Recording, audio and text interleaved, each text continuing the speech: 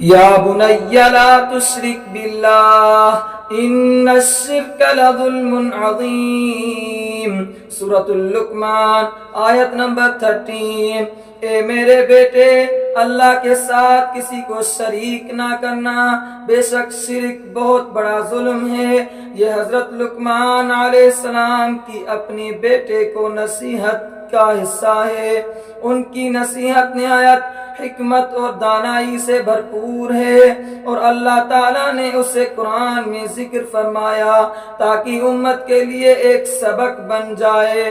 حضرت لقمان علیہ السلام نے سب سے پہلے اپنے بیٹے کو توحید کا پیغام دیا اور شرک سے سختی سے منع فرمایا۔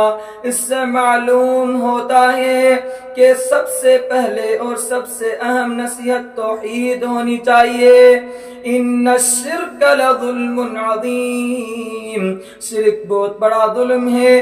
ظلم کا مطلب ہے کسی چیز کو اس کے اصل مقام سے ہٹا دینا۔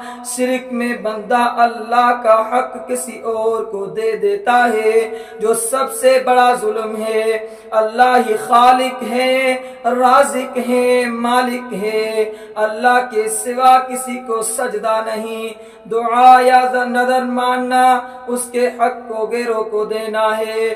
توحید اسلام کی بنیاد ہے، شرک اس بنیاد کو تباہ کر دیتا ہے۔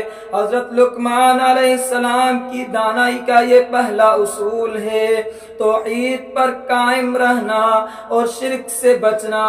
شرک کا انجام تباہی ہے، جیسا کہ قرآن کی دوسری آیاتوں میں بھی آیا ہے۔ اللہ شرک